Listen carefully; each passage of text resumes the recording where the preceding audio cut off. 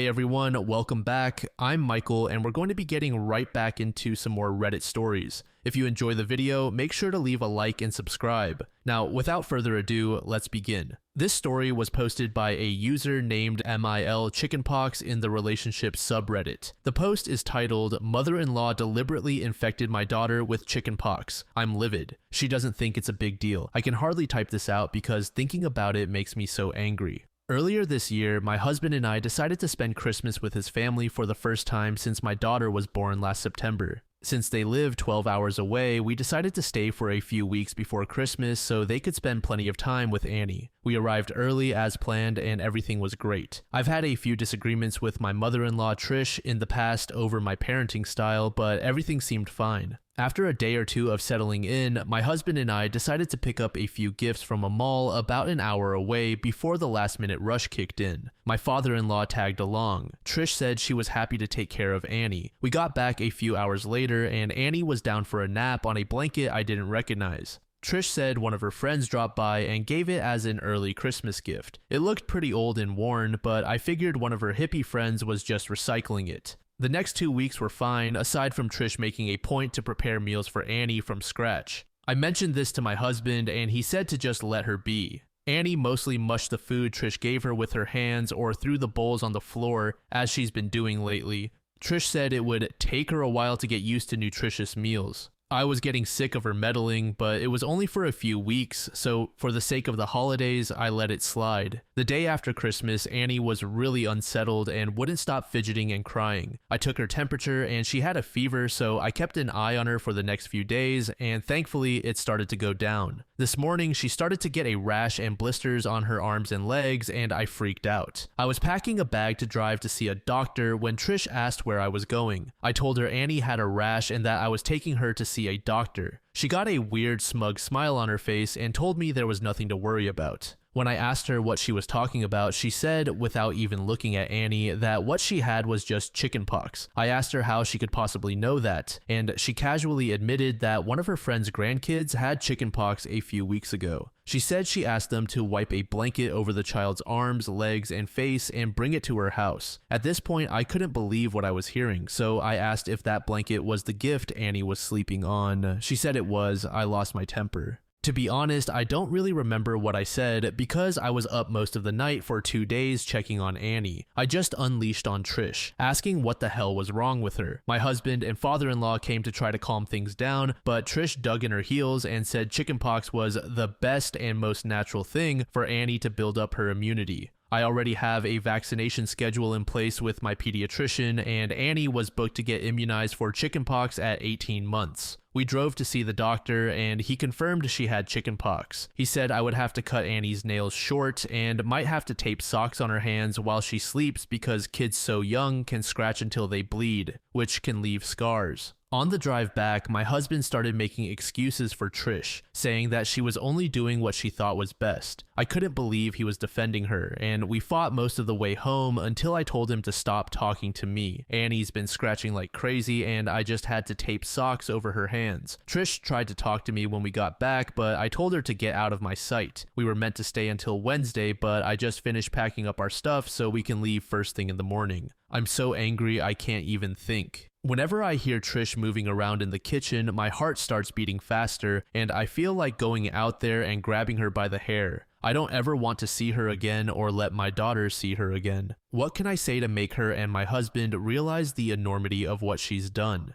Update. I got up first thing the next morning and started packing our stuff into the car. Once I opened it up, I kept the keys in my pocket since I was going in and out. Usually we use Jack's set and leave mine in my bag. While I was packing, he sat in the kitchen with Trish and my father-in-law, chatting and having coffee like nothing was wrong. Annie was mercifully still asleep, so I had just gently belted her in and closed her door when Jack came out and asked if I had everything. I said we were good to go as soon as he was. He said okay and calmly took out his key set, centrally locking the car and locking Annie inside. I asked him what the hell he was doing and he said we wouldn't be leaving until I apologized to Trish. I think I was stunned into silence because he then took the chance to rehash what he had said the previous day, that Trish thought she was doing what was best, that chickenpox doesn't kill you, and that I was making a bigger deal out of this than I needed to and making Trish feel bad. Yes, making her feel bad. All the comments from my last post were swirling around in my head, and I told him he needed to stop being a son and start being a father. He screwed up his face and said he would always be Trish's son, and that was the point. That nobody should speak to his mother the way I had the day before, and I needed to apologize to clear the air. I felt like I had entered some kind of weird twilight zone where I had accidentally married a 9-year-old instead of an adult man, so I just asked him to open the car so we could leave. He repeatedly refused, then walked back inside and said he would see me in there when I was acting more reasonable.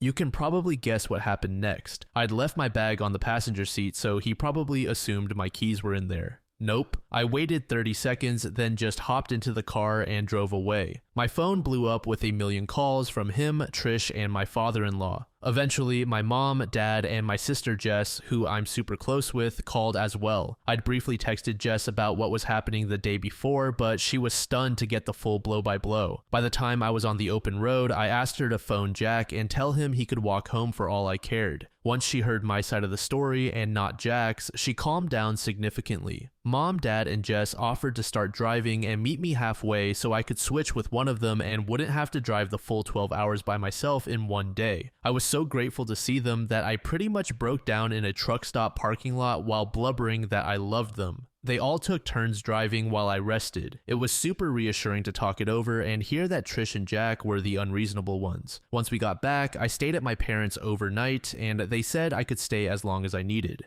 The next few days were fairly tense. I was up most of the night making sure Annie didn't scratch, and it seemed like she just cried and cried until she was exhausted. She has 5 scars on her face and a few others on her arms from scratching. I know appearances shouldn't matter, but I'm so angry that her skin is marked for life now over some stupid situation. This whole thing is just something I never expected to happen. I answered one of Jack's calls only to have him start a rant about how he didn't recognize this person I had become. So I hung up on him. He was due to come back for the start of the work year, which I wasn't looking forward to, but I figured we could make it work as long as Trish was 12 hours away. Then at around 11 p.m. one night, I got a very short and formal text from my father-in-law via Jack's phone saying that Trish had come down with shingles and was in the emergency room. He mentioned that Jack was staying there to care for her and that he would work from their house remotely once the year started back up. Jack's been there for the past few weeks, tending to Mama's every whim. I'm sure she's put on an Oscar-worthy performance of having one foot in the grave, and according to Google, it should be any day now that her painful, crusty pustules go gently into that sweet night. A few weeks ago, I was honestly so tired, overwhelmed, and in disbelief that I didn't know what to do. Now that I'm back at home with people who actually care about me, I think I'm starting to realize how lucky I am to see the weird relationship he has with his mommy this early on. The fact that he cares more about Trish than his own daughter speaks volumes. When he eventually comes back, I think we'll have to have a serious talk about our future together. This post reminds me a lot of a different one involving coconut oil. If I remember that story correctly, that child actually died as a result of the grandmother being stubborn. OP mentions that her mother-in-law has a distaste for the way she raises her kids, but that's none of her business. Unfortunately, I see this sort of thing happen too often. The in-laws overstep and think they are the parents of a newborn, but I'm sort of going off on a tangent. Anyway, one approach I have in mind is cutting off contact with the mother-in-law. However, OP's husband is working against her, so that might not be easy to do. It's important to set boundaries. I don't like jumping too far ahead of things, but I can't see this relationship lasting much longer. User Captain Delicious Pants said, "Neither Trish nor the husband give a damn about that poor baby. They just want control." User Shadowheart said, "Well, at least the custody battle will be swift and easy. Intentionally infecting an infant with a virus and then locking that sick infant in a car to exercise power over the mother won't result in anything more than supervised visitation." User Larryman said, "I'm so mad. The irony that Trish has shingles and has now potentially passed that on to her granddaughter instead of waiting for her vaccination is insane. I'm old enough that I got chickenpox the old-fashioned way, and I'm jealous of everyone who can get vaccinated. I had it at age 7. Anyone who thinks chickenpox isn't serious doesn't remember having it. The bumps would get so big they'd form double or triple little rashes. You can even get chickenpox in your throat. It's miserable. Add to that a poor baby who is going to scratch herself to oblivion. I hate this woman so much. I'd consider divorce over this, the scars, the potential for shingles, etc. This next post was made in the same subreddit by a user named Cow2Girl. The post is titled, "I discovered my BF of 3 years is cheating. Tonight is the biggest night of his life. Help me." I won't go into all the gory details of our relationship. We were in love and, well, I still love him, but I found out that clearly he does not. I discovered proof that he has been cheating on me for a while in the form of small home movies of them. I don't know the girl, and from the looks of their conversations, she has no idea I exist. Tonight is the biggest night of my boyfriend's life. He's receiving a state award at a big dinner with a few hundred people attending, from his mom and dad to councilmen and all of that. In fact, the only reason I discovered this transgression is that I have been putting together a little video for him to enjoy, highlighting some of the key moments of his life. You know, typical sappy stuff. I'm burdened with a lot of power right now, and I don't know if I have it in me to do the right thing, or if I even know what the right thing is. I'm blinded by tears of rage, sadness, and betrayal, but at the same time, I love him and have loved him. Do I really want to do this? The relationship is over. There's no doubt about it. I am not a woman who will tolerate her man cheating on her. Certainly not. That's not the issue. The issue is there are cutesy selfies of the two of them. A lot of them, only shared between the two of them. Nothing lewd. Do I sneak one into the snap reel as a way of letting him know that I know, or do I simply confront him after his moment in the sun passes? I'm not going to pick up everything and leave without cutting contact. That's not my style, and it wouldn't make me feel good. Just very sad. Do I do the bitchy thing for once in my life? To anyone looking at the snap reel, it would just look like a picture of him and a friend. But to him and to me, it would be a private message, an outing. Help me, Reddit. I don't know what to do this time. Update. Well, it's been a month and a half since this all went down. I have received so many requests for an update, and I never intended to actually give one, honestly, because I was afraid of the fallout depending on what I ended up doing. So what did I do? I did the immature, vengeful thing, and I don't regret it. I took a few photos of the two of them, tasteful photos that gave off no indication other than she might be a childhood friend. I slipped them into the snap reel. Then I spoke kindly of him at the podium. After my turn was finished, I walked out. I drove home feeling calm and in control. 20 minutes later, the text started. Where did I go? What did I know? Where did I find the photos? Was there more in store for him? I texted him, I know you've been fucking her, but there are no more photos. There weren't any, and of course I left it at that. He didn't come home that night, or the next. The next day, he called me to ask if we could meet and talk at a public location. I agreed to meet him at Starbucks. I arrived early and waited for him. He showed up a few minutes late and took the seat across from me. He started right off with the excuses, how it just happened, how he fully regrets it, that she doesn't mean anything to him, and that she looked like a girl he had a crush on in high school and he was powerless against his teenage self. I didn't interrupt him, I just let him have his time. When he was done and looking at me for a sign of what might happen next, all I could say was, "So where did you stay the past few nights?" "Her house." "And what did you do?" He wouldn't answer. There hadn't been any doubt in my mind, really. I knew I was leaving him. He talked over himself, apologizing, begging for forgiveness, saying he'd change. I told him that I didn't want him to have to change himself. If who he was, naturally, was someone who cheated on his girlfriend, then that's not someone I wanted to be with. He said that he was thinking of proposing to me, and all I could say after that was, good thing I found out before. Fast forward to a few weeks later, he's moved out and I am doing well. We have cut off contact. People ask me about him all the time and I just let them know he left me for a girl who looked like his high school crush. So that's the end. We are broken up. We are never ever getting back together. I don't feel any regret for how I handled it. Like one commenter said, there's no need to take the high road all the time. User Angel Irene said, I would have done the pettier thing and made it clear to everyone in the slideshow that he was cheating. Screw that. To this user, Snape said, yeah, put cheater in big red letters on the pictures and in the speech. Talk about the fantastic times you had together and how you saw your future. But that's ruined now because you found out he didn't care about your relationship since he was cheating and sleeping with other partners. Then walk out. User Board German said, why do they always think it doesn't mean anything is a proper excuse? Okay, so you threw away our relationship and the love we've had for something that doesn't even matter. That's worse. User Trainwreck said, I try not to take the low road personally, even in situations like this, because it's almost never been worth it the few times I have. People suck. That said, this really didn't seem very low road, and it was done without publicly humiliating someone. So respect to OP for that.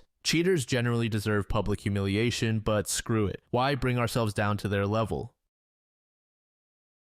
This final post was made by a user named Christy in the relationship subreddit as well. The post is titled, My husband insisted he was gay while drunk. My husband and I have been married for 4 years. I'm 26 and he's 30. In the 6 years we've been together, I have never had the suspicion that he was gay. The only signs I can really think of are that it took him a while to initiate sex. I still have to initiate sex often because he'll only do it about once a week and sometimes won't even finish himself off. Sex is over once I finished and we barely have any foreplay beforehand. He always said he was under pressure and that work takes a toll on him. I never questioned it. I mean, he's a paramedic and I know it's a stressful job. 2 days ago, my husband and I were invited to a friend's get-together. While there, he drank a lot with the guys and was completely hammered by the time we needed to leave. He doesn't drink much normally either. One of his friends even had to come with me to help my husband walk from the car to the apartment. When we got inside, he asked me for more whiskey, so I gave it to him since he didn't have work the next day.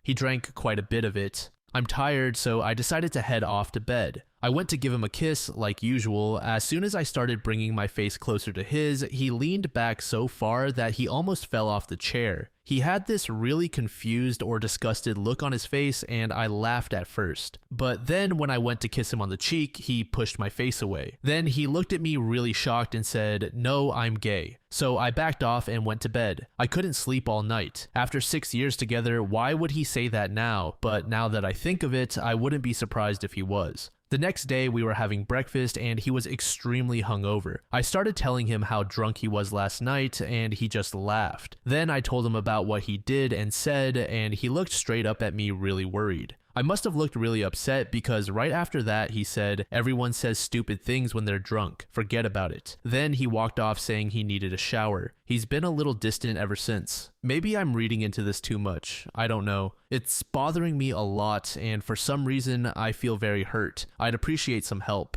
Update. Ever since I confronted him about what he said while drunk, he has been ignoring me and giving me one-word answers all day today. He's been looking extremely tired, worn out, sad, and stressed. I didn't want to push him to talk to me about it because I thought it would make him explode, but it's been eating at me ever since and I couldn't control myself. I burst out crying while he was getting ready for bed. I told him I needed answers because I didn't want our relationship to be like this. He was really hesitant to talk to me and tried leaving it at, "You don't need to cry, it's okay." But then I asked him if he was attracted to me and he gave me a look of pity without answering. Then I asked him about women in general and he gave me the same look. It turns out you guys were right. He's gay and said he meant to tell me sometime soon. He said he drove himself crazy thinking about it and finding the right way to tell me, and that it came out while he was drunk instead. He said when we first started dating, he thought he was bisexual, so he went along with it. Then he slowly came to realize he was gay, but had dug himself into a much deeper hole by then. He said he was diagnosed with major depression and was prescribed antidepressants, but he couldn't take them because the side effects interfered with work. He also assured me he's never cheated on me, flirted with other guys, or been to any gay bars or clubs,